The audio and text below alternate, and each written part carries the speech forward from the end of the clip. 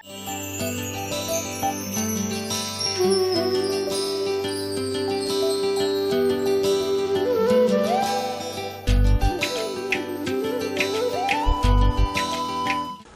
యొక్క వైభవాన్ని చెప్పారు. యజుర్వేద వినీతశ్చ వేద విద్భిస్సు పూజిత ధనుర్వేదే చ వేదేషు వేదాంగేషు నిశ్చిత తేజసాదిత్య సంకాచ క్షమయా పృథివీ సమః బృహస్పతి సమో బుద్ధ్యా యశసో వాసవో సమః.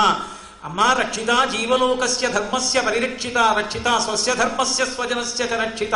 తల్లి ఏం చెప్పమంటావమ్మా రామచంద్రమూర్తి యొక్క వైభవం గురించి? మరొక ఇంద్రుడమ్మా ఆయన. యజుర్వేదం బాగా తెలుసున్నవాడు, ధనుర్వేదం బాగా తెలుసున్నవాడు. రామ కమలపత్రాక్ష సర్వసత్వ మనోహర రూపదాక్షిణ్య సంపన్న ప్రసూత జనకాత్మజే. అమ్మ ఆయన మహానుభావుడమ్మా. ఆయన నేత్ర సౌందర్య వైభవం అలా ఉంటుందమ్మా. సమస్త ప్రాణులు రాముణ్ణి చూసినంత మాత్రం చేత వశపడతారమ్మా. త్రిస్తరస్త్రిప్రలంభశ్చ త్రిసమత్రిషుచోన్నత త్రితామ్ర త్రిషుస్నిగ్ధ త్రిచ అని ఏ మూడు స్థిరంగా ఉంటాయో సాముద్రిక శాస్త్రాన్ని అనుసరించి రామచంద్రమూర్తి యొక్క మొత్తం శరీరాన్నంతటినీ వర్ణించేశారు. రామచంద్రమూర్తి యొక్క గుణగానం విని పరవశించిపోయినటువంటి సీతమ్మకి వచ్చినవాడు రామచంద్రమూర్తి యొక్క దాసానదాసుడే అన్న నమ్మకం కలిగిన తరువాత నేను హనుమని అని చెప్పకుండా వానరోహం మహాభాగే దూతో రామస్య ధీమత రామనామాంకితం చేదం పశ్య దేవ్యంగుళీయకం ప్రత్యయార్థం తమానీతం తేన దత్తం మహత్మన సమాస్మితి భద్రం తే క్షీణ దుఃఖపలాక్యసి.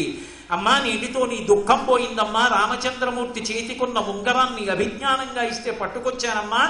ఇదిగో నీ చేతిలో పెడుతున్నానని రామచంద్రమూర్తి చేతి ఉంగరాన్ని సీతమ్మ తల్లి చేతిలో పెట్టినప్పుడు గృహీత్వా ప్రేక్షమాణాసా భర్తుక్కర విభూషణం భర్తారమివ సంప్రాప్త జానకీ ముదితాభవత్ అన్నారు మహర్షి. యాదేవీ సర్వభూతేషు లజ్జారూపేణ సంస్థిత నమస్తస్యై నమస్తస్యై నమస్తస్యై నమో నమః అని దుర్గా సప్తశతిలో చెప్పినట్టుగా ఒక్కసారి కాలము కాని కాలంలో అనుకోకుండా అకస్మాత్తుగా రామచంద్రమూర్తి వచ్చి ఎదురుకుండా నిలబడినప్పుడు సీతమ్మ తల్లి ఎంత ఆనందాన్ని పొందేస్తుందో అంత ఆనందాన్ని పొందేసి బుగ్గలు ఎర్రపడిపోయి లజ్జతోటి ఆ ఉంగరాన్ని పట్టుకుని పరమానందంతో 10 నెలల నుంచి కంటికి పంటికి ఏకధారగా ఏడుస్తున్న సీతమ్మ ఏడుపు ఆపి పరమానందంతో ఉంగరాన్ని గుండెలకు అద్దుకుని పరవశించిపోయినటువంటి సీతమ్మని దర్శించి శోకాన్ని పోగొట్టి తన మాటల చేత మాట వైభవాన్ని ఆవిష్కరించిన ఏకైక మూర్తి స్వామి. అంతటి వైభవాన్ని పొందిన వ్యక్తి వేరొకరు లేరు. అంతటి మహానుభావుడు తన మాటల చేత. అందుకే అంటారు సుందరకాండ చివరిలో రామచంద్రమూర్తి దగ్గరికి వెళ్ళి తతో మయా వద్విదధీన భాషిత శివాభిరిష్టాభిరభిప్రసాదిత జగామ శాంతిం మమ మైథిలాత్మజ తవాపి శోకేన తథా విపీడిత అంటారు. అమ్మా నేను అయ్యా రామచంద్ర ప్రభో నేను నా మాటల చేత సీతమ్మ తల్లి యొక్క దుఃఖాన్నంతటినీ పోగొట్టాను. అయినా సీతమ్మ దుఃఖిస్తోంది. ఎందుకో తెలుసా? నీవు తన కొరకు దుఃఖిస్తున్నావని తాను దుఃఖిస్తోంది. నిన్ను సాకారంగా చూడాలని దుఃఖిస్తోంది తప్ప ఇప్పుడు నువ్వు రావేమోనన్న బెంగ గాని తనకి ఏదైనా కీడు జరుగుతుందేమోనన్న బెంగ గాని ఇక సీతమ్మకు లేదు. నా మాటల వలన ఆమె శోకాన్ని పోగొట్టాను, సీతమ్మకి శాంతినిచ్చానన్నారు. స్వామి హనుమ యొక్క మాటల వలన శాంతి పొందిన సీతమ్మ యొక్క వైభవం ప్రకాశించిన సుందరకాండ పారాయణ చేసినంత మాత్రం చేత లోకంలో ఉన్న ఎవరికైనా శాంతి కలుగుతుంది. కాబట్టే ఇప్పటికీ ఏ ఆపద రానివ్వండి సుందరకాండ పారాయణ చేస్తారు. దానికి కారణం స్వామి హనుమ చెప్పినటువంటి శ్లోకం. అంతటి మహానుభావుడు. ఆయన యొక్క వాగ్వైభవము అసలు ఎవరూ కూడా ఆవిష్కరించలేనిది. ఎంత ధైర్యంతో మాట్లాడతారో. బ్రహ్మాస్త్రానికి కట్టుబడినట్టుగా నటించినటువంటి హనుమని తీసుకెళ్లి రావణ సభలో ప్రవేశపెడితే ప్రహస్తుడు మాట్లాడితే నీతో మాట్లాడవలసిన అవసరమే ఉంది, నేను తిన్నగా రావణాసురుడితోనే మాట్లాడతానని పరమధైర్యంతో చెప్తారు. లక్షితేయం మయా సీత తథా శోకపరాయణ గృహ్యజాం అభిజానాసి పంచాస్య విపన్నగి సుగ్రీవో నహిదేవోయం నాసురో నచరక్షస నదానవో నగంధర్వో నయక్షో నజపన్నగ మానుషో రాఘవో రాజన్ సుగ్రీవస్య మహాత్మనః రాముడు నరుడు, నువ్వు నరవానురుల చేత మరణించను అని వరాన్ని కోరుకోలేదుగా, కాబట్టి నరుడైన రాముడి చేతిలో మరణిస్తావు, వానరుడైన సుగ్రీవుడి చేతిలో మరణిస్తావు. సీతమ్మని నేను తీసుకురాలేదని అబద్ధం చెయ్యడానికి ప్రయత్నం చేస్తున్నావేమో. నువ్వు అపహరించి తెచ్చినటువంటి సీతమ్మ తల్లి దర్శనం చేశాను, ఆ అమ్మని చూశాను, మాట్లాడాను, వచ్చాను. సీతమ్మని తేలేదని నాతో అబద్ధం చెప్పకు. నువ్వు భోగించగలిగినటువంటి సామాన్యమైన స్త్రీ సీతమ్మ అనుకుంటున్నావు, కానీ సీతమ్మ అటువంటిది కాదు. పంచాస్య విపన్నగీం, 5 తలలు కలిగినటువంటి పాము, పంచముఖ గాయత్రి స్వరూపం ఆవిడ జోలికెడదామనుకుంటున్నావేమో. భాస్కర రామాయణంలో భాస్కరుడు అంటాడు, మండిత విస్ఫులింగ విషమ జ్వలితానల కీలలు అబ్జ గర్భాండము నిండ రామ వసుధాదిపుడీషడు వజ్రసాధన ఖండిత పంతికంఠ కణకంఠ పురాంతక శైలచాలనోత్తండ బలప్రచండ పురదండ విఖండన చెడ్డకాండముల్లంటాడు. రామచంద్రమూర్తే వచ్చి బంగారు ధనస్సుని చేత్తో పట్టుకుని అక్షయ బాణతూణీరంలోంచి బాణాలను తీసి వింటినారికి సంధించి విడిచిపెడుతుంటే ఎప్పుడు బాణం తీశాడో, ఎప్పుడు వింటినారికి సంధించాడో, ఎప్పుడు విడిచిపెట్టాడో కనపడదు. శూర్పణఖ దానికే మోహించింది. 1 గంట 12 నిమిషములలో 14,000 మంది రాక్షసుల్ని ఖరదూషణాదుల్ని పడగొట్టాడు. అందుకే బండన భీముడత్త జన బంధవుడు జ్వల బాణతూణ కోదండ కళాప్రచండ భుజదండవ కీర్తికి రామమూర్తికిన్ రెండవ సాటి దైవమిక లేడనుచున్ గడకట్టి భేరి కాడండ డడండ డండ నిడదంబుల జండము నిండ మొత్త వేదండము నెక్కి చాటదను దశరథి కరుణాపయోనిధి అంటాడు. 4 వీధుల కివుడలిలో ఒక పెద్ద భేరీ కట్టి ఒక ఏనుగెక్కి తిన్నగా వచ్చి చేతిలో కర్ర పట్టుకొని ఆ భేరీని మోగించి రామచంద్రమూర్తి యుద్ధానికి వచ్చి యుద్ధం చేస్తుంటే ఆయన భుజములు తాండవం చేస్తాయని, రామచంద్రమూర్తితో సరి అయిన దైవము లేడని ప్రకటనం చేస్తాను రామ అంటాడు గోపరాజు గారు. అటువంటి రామచంద్రమూర్తి ఏమనుకుంటున్నావో, ఆయనే వచ్చి తన అక్షయ బాణతూణీరంలోంచి బాణములను తీసి లంకాపట్టణం మీద ప్రయోగించినప్పుడు అగ్నిజ్వాలలతో వచ్చి పడిపోతున్నప్పుడు లంక కాలిపోతుంటే ఒక్కొక్కడు పడిపోతుంటే రావణా నిన్ను రక్షించగలిగిన వాడు ఉండడు. చరణాగ్రమున నీ భుజాదర్పమడచిన దుర్జటి వినులీల త్రుంచి వైచే బాలపాశంబున పడి నిన్ను కట్టిన వాలి నొక్కమ్మున కులవేసే అని నిన్ను జరగొన్న అర్జును బొరిగొన్న పరశురాముని ఆది భంగపరచే కడిమి అయ్యొక్కట కరదూషణాదుల 14,000 బారిసమరే అమ్మహాధనుద్ధరునకెగ్గాచరించి హరిహర బ్రహ్మ చక్రాదులైన అతని భయత నిర్ఘాత సంఘాత పాత శాత బాణ ఘాత హతులు కాక బ్రతుకగవరే తురగశ్చందన మత్తమానన భట స్తోమంబుతో కూడా నీపుని భస్మంబుక కాల్చి సైనిక సుహృత్పుత్రాణి జశ్రేణి నెత్తురు క్రక్కన్ పడగృద్ది చంపి మరి మృత్యుక్రూరతన్ పట్టి నీ శిరములు త్రుంపగ నేనే చాలు జయశ్రీ లబ్ధి వర్ధిల్లగం అంటారు. ఓరి నీచుడా, నీకు రామచంద్రమూర్తికి పోలిక. చరణాగ్రమున నీ భుజాదర్పమడచిన దూర్జటి విలు లీల త్రుంచి వైచే. ఒకనాడు నువ్వు కైలాస పర్వతం దగ్గరికి వెళ్ళి నీకు దర్శనం ఇవ్వలేదనేటటువంటి ఆక్రోశంతో పరమశివుడు కైలాస పర్వతం మీద తాండవం చేస్తుంటే నీ 2 చేతులు పర్వతం కింద పెట్టి పర్వతాన్ని ఎత్తే ప్రయత్నం చేశావు. జటాటవీగల జల ప్రవాహ పావిత స్థలే గడేవళం జలంబితం భుజంగ తుంగమాలికాం ఢమఢమఢమఢమన్ నినాదమట్టవర్వయం చకోర చండ తండవన్ తనోతున శివ శివం అగర్వ సర్వమంగళా కళాకదంబ మంజరీరస ప్రవాహ మాధురీ విజృంభణా మధువ్రతం స్మరంతకం పురంతకం భవంతకం మఖాంతకం గజాంధకాంతకాంతకం తమంతకంతకం భజే అని నువ్వు ఆనాడు కైలాస పర్వతాన్ని కదపడానికి ప్రయత్నిస్తే పరమశివుడు ఆగ్రహాన్ని చెంది తన కాలి బొటన వేలితో కైలాసాన్ని నొక్కేస్తే నీ చేతులు దాని కింద ఉండిపోతే పైకి రాకపోతే పరమశివుని యొక్క అనుగ్రహాన్ని పొందడానికి నువ్వు సామగానం చేసి పెద్ద రవం చేస్తే లోకాలు భయపడేటట్టు అంత పెద్ద కేకలేశావు కనుక నీ రవాన్ని చూసి పరమశివుడు రావణ అని పిలిస్తే అంత పెద్ద అరుపులున్నవాడా అని ఆయన పిలిస్తే రావణ నామంతో లోకంలో తిరిగావు. అంత శక్తివంతుడైనటువంటి పరమశివుడి చేతితో పట్టుకునేటటువంటి ధనస్సుని ఎక్కుపెట్టి ధనుర్భంగం చేసిన వాడు రామచంద్రమూర్తి. కాబట్టి చరణాగ్రమున నీ భుజాదర్పమడచిన దూర్జటి విలు లీల త్రుంచి వైచే వాలపాశంబున పడి నిన్ను కట్టిన వాలి నొక్కమ్మున కూలవేసే. వాలితో యుద్ధం చెయ్యాలని నువ్వు సంధ్యావందనం చేసుకునేటటువంటి వాలి తనకు బలపరాక్రమాలు ఉన్నాయని అలా చెయ్యవలసిన అవసరం లేకపోయినా 4 సముద్రాల దగ్గరికి వెళ్ళి సంధ్యాతర్పణం చేసేటటువంటి అలవాటు ఉన్నవాడు ఆ సముద్రం దగ్గర కూర్చుని ఉన్నప్పుడు వెనక నుంచి వెళ్ళి వాలిని ఇబ్బంది పెట్టడానికి ప్రయత్నించే ఎవరురా 10 తలల పురుగు నన్ను ఇబ్బంది పెడుతోందని వాలి తన తోకతో నిన్ను చుట్టి 4 సముద్రాలలో ముంచి నీ ప్రాణానికి ఖేదం కల్పించి అంతఃపురానికి వెళ్ళి తార ఇచ్చిన పాలు తాగేటప్పుడు తోక విదిల్చి కింద బారేసి 10 తలల పురుగా ఎవరురా నువ్వని అడిగాడు. అంతటి మహాపరాక్రమవంతుడైన వాలిని రామచంద్రమూర్తి ఒక్క బాణంతో కొట్టి చంపారు. వాలినొక్కమ్మున కులవేసే అని నిన్ను జరగొన్న యర్జును పురిగొన్న పరశురాముని యాజి భంగపరచే.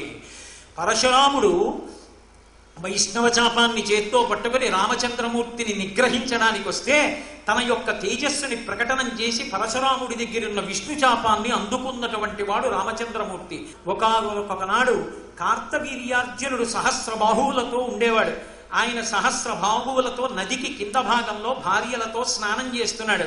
ఆ స్నానం చేస్తున్నటువంటి సమయంలో ఆ నదికి పైభాగంలో రావణాసురుడు శివలింగాన్ని సైకతంతో చేసి పూజ చేస్తున్నాడు. ఏదో కార్తవీర్యార్జునుడి భార్యలు సంతోషానికి అడిగారని 1000 చేతులు అడ్డుపెట్టాడు. ప్రవాహం పైకి పెరిగి పెరిగి ఒడ్డున చేసినటువంటి సైకత లింగాన్ని ముంచెత్తింది. ఆగ్రహించిన రావణుడు కింద ఉన్నటువంటి కార్తవీర్యార్జునుడితో యుద్ధానికి వెళ్ళాడు. కార్తవీర్యార్జునుడు రావణాసురుణ్ణి బంధించి తీసుకెళ్లి కారాగారంలో పారేశారు. ఆనాడు విశ్రవసో బ్రహ్మ చతుర్ముఖ బ్రహ్మ గారు కలిసి వెళ్ళి నిన్ను విడిపిస్తే బయటికి వచ్చావు. అటువంటి 1000 చేతులున్న కార్తవీర్యార్జునుడి చేత బంధీకృతమైన వాడివి నువ్వు. నిన్ను బంధీకృతుడి చేసినటువంటి 1000 చేతులున్న కార్తవీర్యార్జునుడి యొక్క చేతులు తెగనరికి చంపిన పరశురాముని చేతిలోని వైష్ణవ చాపాన్ని అందుకున్నవాడు రామచంద్రమూర్తి. కాబట్టి అని నిన్ను జరగొన్న యర్జును పొరిగొన్న పరశురాముని యాది భంగపరచే కడిమి అయ్యొక్కట కరదూషణాదుల 14,000 వారి సమరే. 14,000 మంది కరదూషణాదులన్న రాక్షసులు ఎదురుగుండా నిలబడితే ఎప్పుడు బాణం తీశాడో ఎప్పుడు బాణం వేశాడో తెలియదు. 1:12 నిమిషాలలో ఇంతమందిని వధించాడు. అంత గొప్పవాడు రాముడు. అటువంటి వాణ్ణి బ్రహ్మా స్వయంభూశ్చతురాననోవా ఇంద్రో సురేంద్రో సురనాయకోవా రుద్రో త్రినేస్త్ర త్రిపురాంతకోవా త్రాతున్న చట్ట ఇది రామమధ్యం. రాముడు చంపేస్తానన్న వాడిని రక్షించగలిగిన వాడు బ్రహ్మ గాని ఇంద్రుడు గాని రుద్రుడు గాని ఎక్కడైనా ఉన్నారు ఆ లోకంలో. రామచంద్రమూర్తి యొక్క అసాధారణ పరాక్రమం అటువంటిది. కాబట్టి అని నిన్ను జరగొన్న యర్జును పొరిగొన్న పరశురాముని యాది భంగపరచే కడమి అయ్యొక్కట కరదూషణాదుల 14,000 వారి సమరే. అమ్మహాధనుర్ధరునకెగ్గాచరించి హరిహర బ్రహ్మ శక్రాదులైన అతని భయత నిర్ఘాత సంఘాత పాత శాత బాణ ఘాత హతులు కాక బ్రతుకగలరే. రాముడి వరకెందుకురా?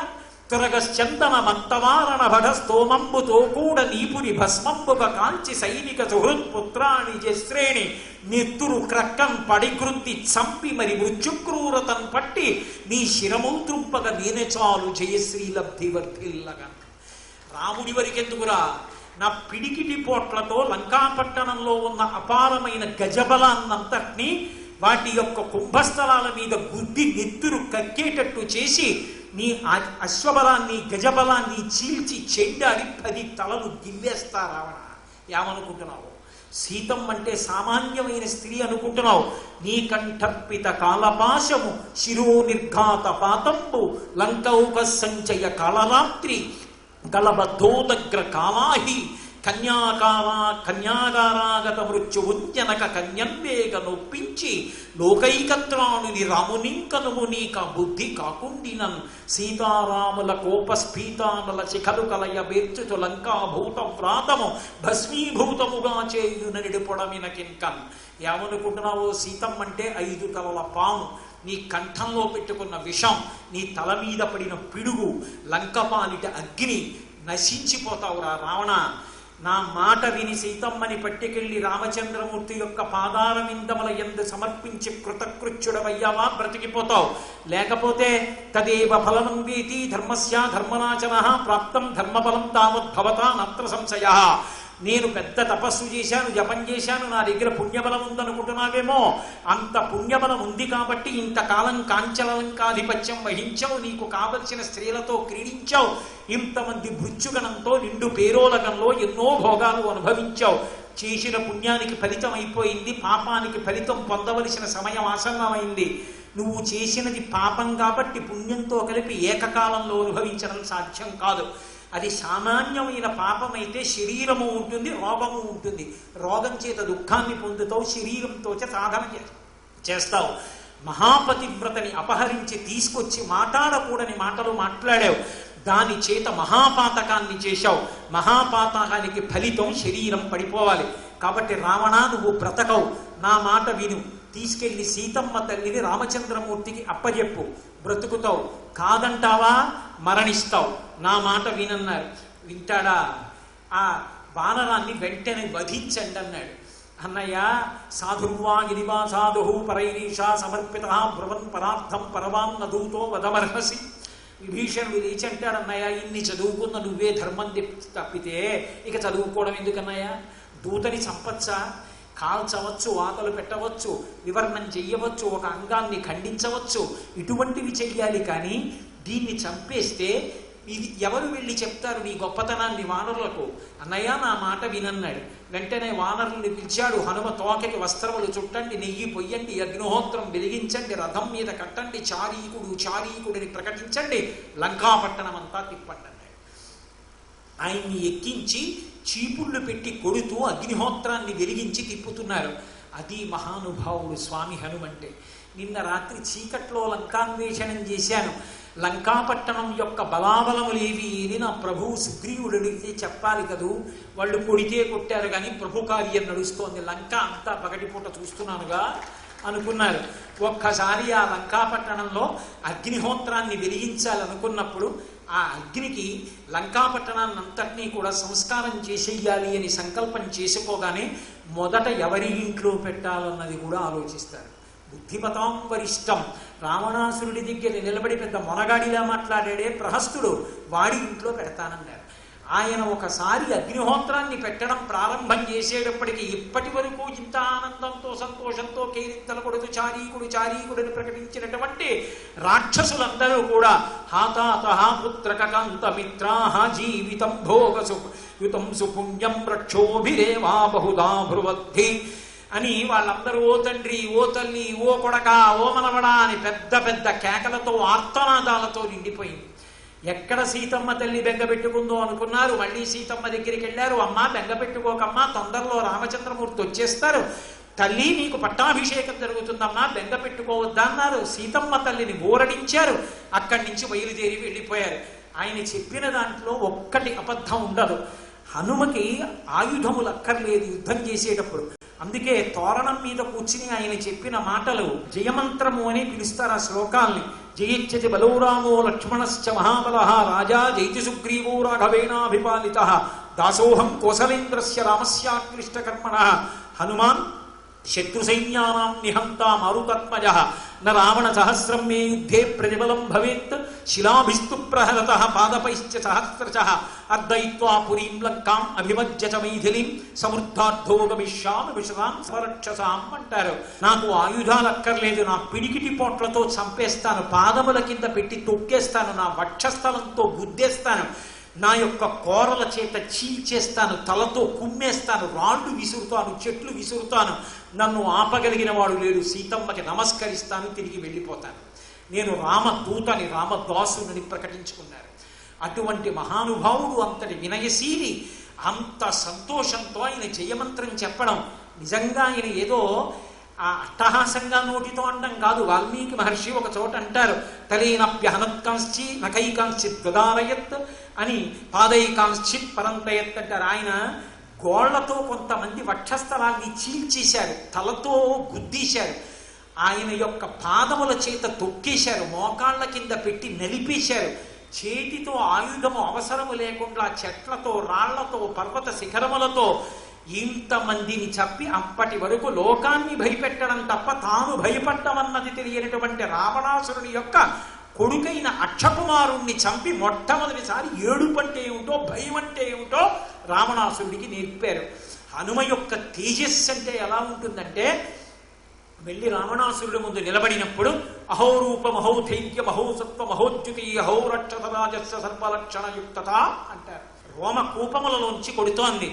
వీడి యందు అధర్మస్పర్శ లేకపోతే 3 లోకములను పరిపాలించగలడన్నారు. ధర్మవేత్తకు అంత ధైర్యం ఉంటుంది. తన వారు కాదు, తన రాజ్యం కాదు, ఒక్కడి సాయం లేదు, అంత ధైర్యంగా మాట్లాడతారు. అదే రావణాసురుడు హనుమ వంక చూస్తే శంకాహృతాత్మా దధ్యౌసా కపీంద్రం తేజసామృతం. ఆ హనుమని చూడగానే, ఆయన తేజస్సుని చూడగానే హడిలిపోయాడు. కిమేష భగవాన్ నంది భవే సాక్షాత్ ఏన జప్తోస్మి కైలాసే మయా సంచరితే పురా. ఒకనాడు కైలాస పర్వతాన్ని నేను కదులుతున్నప్పుడు నందీశ్వరుడు వచ్చి నన్ను నిగ్రహించడానికి ప్రయత్నిస్తే కోతిముఖం వాడా అని పిలిచాను నందీశ్వరుణ్ణి. ఓరి ధూర్తుడా, నన్ను అలా పిలిచావు కాబట్టి వానరుల చేతిలో నీ లంక నువ్వు నశించిపోతావన్నాడు. ఆ నందీశ్వరుడు గాని ఒకవేళ వానరు రూపంలో రాలేదు కదా, భయపడిపోయాడు. శంకాహృతాత్మా దధ్యౌసా కపీంద్రం తేజసామృతం. హనుమ యొక్క తేజస్సుని చూడగానే రావణాసురుడి యొక్క హృదయము శంక చేత భీతి చేత దగ్ధమైపోయింది. మొట్టమొదటిసారి రావణాసురుడికి భయం అంటే ఏమిటో నేర్పారు.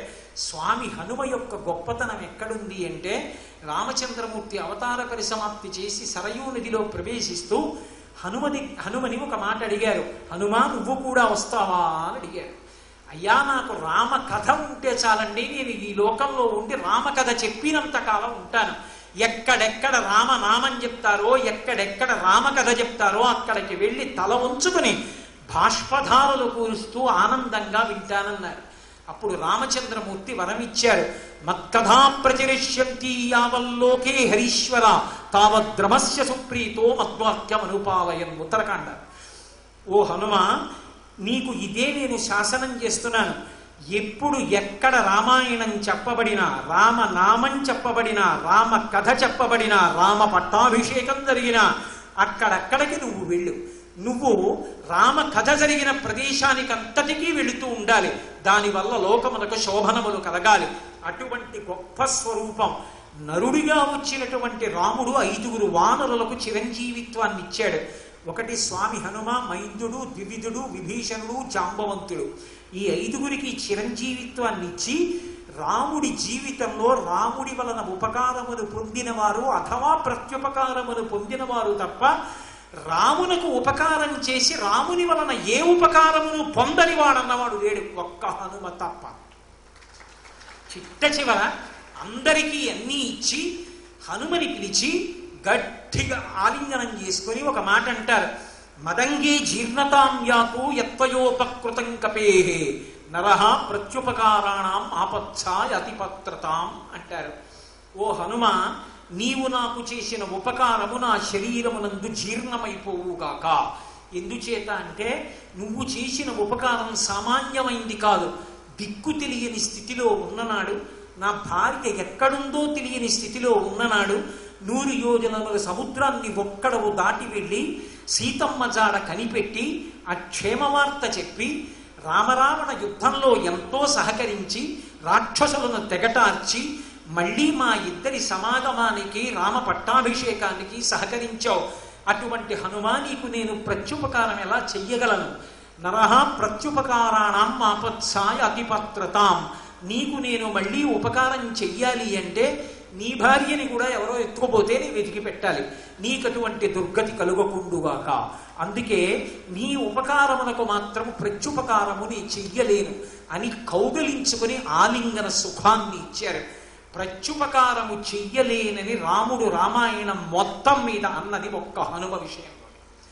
అంతటి మహానుభావుడైన, అందుకే సూర్యనారాయణమూర్తికి నమస్కారాలు ఎలా ప్రీతో, శ్రీ మహావిష్ణువుకి అర్చన ఎలా ప్రీతో, పరమశివలింగ స్వరూపానికి అభిషేకము ఎలా ప్రీతో, విఘ్నేశ్వరుడికి షోడశనామములు ఎలా ప్రీతో, హనుమకి సింధూర పూజ ఎలా ప్రీతో, విఘ్నేశ్వరుడికి సింధూర పూజ ఎలా ప్రీతో, అలా స్వామి హనుమ విషయంలో కూడా ప్రదక్షిణములు ప్రీతి. స్వామి హనుమ యొక్క కటాక్షం కలగడానికి ప్రదక్షిణం చేస్తారు. ప్రదక్షిణం అంటే ఆయన్ని కుడి చేతి వైపు ఉంచుకొని గుండ్రంగా తిరిగి రావడం. ఎప్పుడూ కుడి చేతి వైపే ఉండాలి, మధ్యలో మాట్లాడకూడదు. పరాశర సంహితలో హనుమ ప్రదక్షిణములకు సంబంధించిన రహస్యాన్ని చెప్పారు.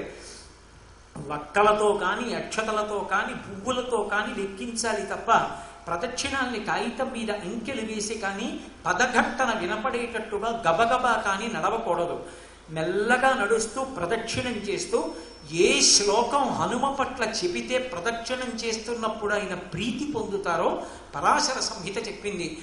ఆంజనేయం మహావీరం బ్రహ్మ విష్ణు శివాత్మకం తరుణార్క ప్రభం శాంతం రామదూతం నమామ్యహం. ఈ శ్లోకం చెప్పి ప్రదక్షిణం చెయ్యమన్నారు. సద్య ఫలితాన్ని అనుగ్రహిస్తాడు మహానుభావుడు. సర్వం శ్రీ ఉమామహేశ్వర పరబ్రహ్మార్పణమస్తు. స్వస్తి.